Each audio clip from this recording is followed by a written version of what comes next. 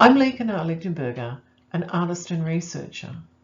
This presentation will utilise my art practice and artworks to inform and support my narrative about the human impact of tourism in Antarctica, exploring through visual media and the influence artists can have alone and when working with scientists to create public awareness. I have been a champion of getting the message out there since 2017 after my first journey into Antarctic waters.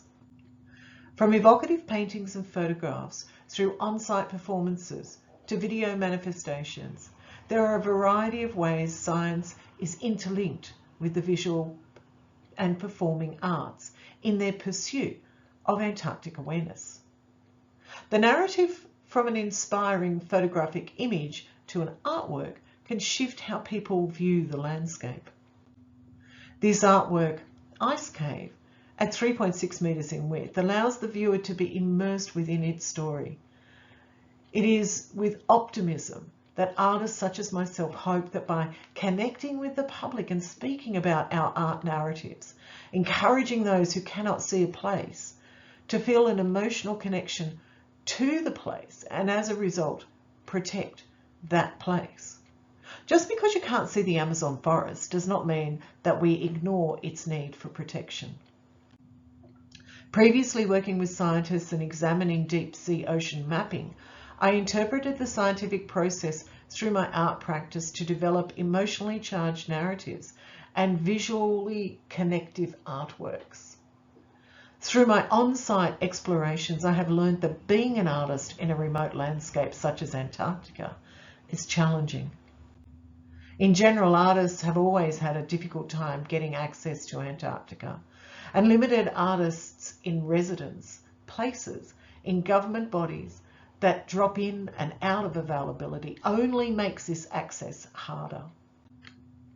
So this has ushered in an era of artists travelling with tour ships. As an artist and guide, one has increased access to remote landscapes. Usually though, the focus is more towards the photographer, with artists who use other art forms having to be more inventive.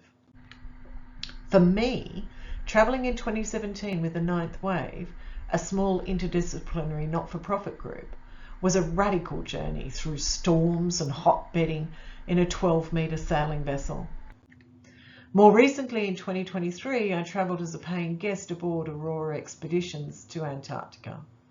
My journey as an artist, traveller, explorer has been enlightening. While the physicality of these two journeys was vastly different, what they did was inform me about how the expedition is viewed by those with the adventure bucket list versus the researcher. My extensive and varied art practice informed my ethnographic views of the travellers and landscape. While science was taking place on board, it was constrained. The citizen scientist was encouraged to assist with the collection of algae to search for microplastics in samples, as well as photograph clouds and whale tails, all of which adds to the greater human knowledge of this remote area. With numerous biosecurity restrictions, however, there is a little capacity for extensive freelance artistic expression. However, through the connections with the Australian Antarctic Division, Aurora Expeditions were given the green light to assist me with ice collection and hydrophone recordings from zodiacs, inspiring not just a microscopic analysis, but also further into other manifestations of ice through the artistic lens. Using the analog technology of cyanotypes through different manifestations, I exposed ice onto paper. Light exposed over time not only allows the absorption of water from the transient melting ice, but also creates intrigue and an interest that is more lasting in the imagination about glacial melt and climate change. The expedition experience is not one of lazing by a pool with a mimosa. To access the landscape every day, you need to travel on a vessel with less than 200 people. Be active with additional activities such as kayaking, snowshoeing and snorkeling. And there is also a greater sense of FOMO amongst these travellers.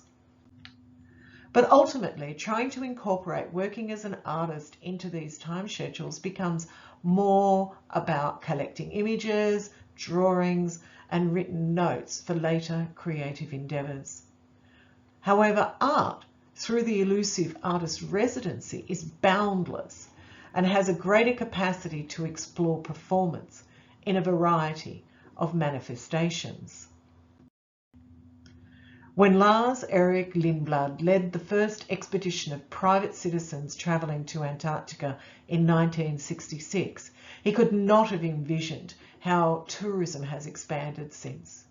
Even with the 1991 IOTA tourism guidelines, which prevents more than 100 people landing at a time, in 2024, 59 years since the first official Antarctic tourism expeditions began, things have certainly shifted up a gear, with the Antarctic Peninsula seeing 80,000 plus tourist landings per year. And yes, whilst the size of the area they visit is larger than Yellowstone National Park, which sees over 4 million people annually, it is the fragility of Antarctica's environment that is really at risk. The increasing desire to visit without another ship hot on your tail has made it right for the expedition operators to offer something new. The expedition travel from Australia, New Zealand, and South Africa into the subantarctic islands, the Ross Sea, and beyond. Voyages from 24 to 34 days are now on offer. And this year, my Instagram has been flooded with similar or identical routes now being offered by multiple cruise companies. This is the juggernaut in the early days on this route. A once-in-a-lifetime journey for the cashed-up boomers and the nouveau rich. As this new form of adventure and extreme tourism finds a foothold in even more remote and fragile areas, there are unknowable environmental stresses associated with the latest travel route to Antarctica. The tourism juggernaut itself creates a juxtaposition between exploitation and environmental protection.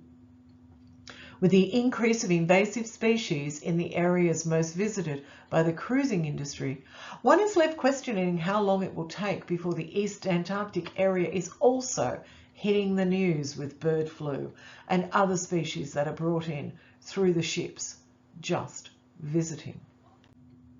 For some scientists, the cruise ship has provided a paid opportunity to continue research where governments have failed. The citizen science program on board the expedition ship is just one example.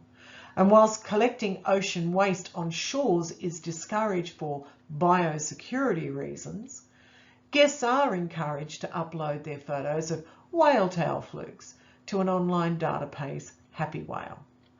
With over 120,000 whales now identified from the 1 million plus images already submitted, this is an important data source. How will these new trips affect wildlife that has had no exposure to humans and still remains free of disease such as bird flu?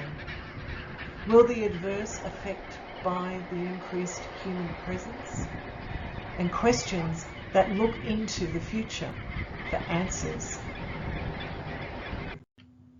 Finally, the role of the artist is not just about depicting the sublime, making a place seem beautiful to the viewer. However wonderful this is, it is ultimately a fleeting moment.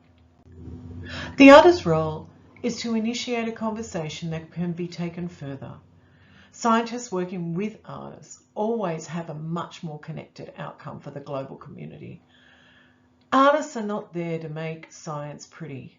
We are provocative, diverse, and distinctive, creating narratives that push both the viewer and the scientist into uncomfortable places, where they can increase their understanding of what is at risk if all our efforts fail. Thank you.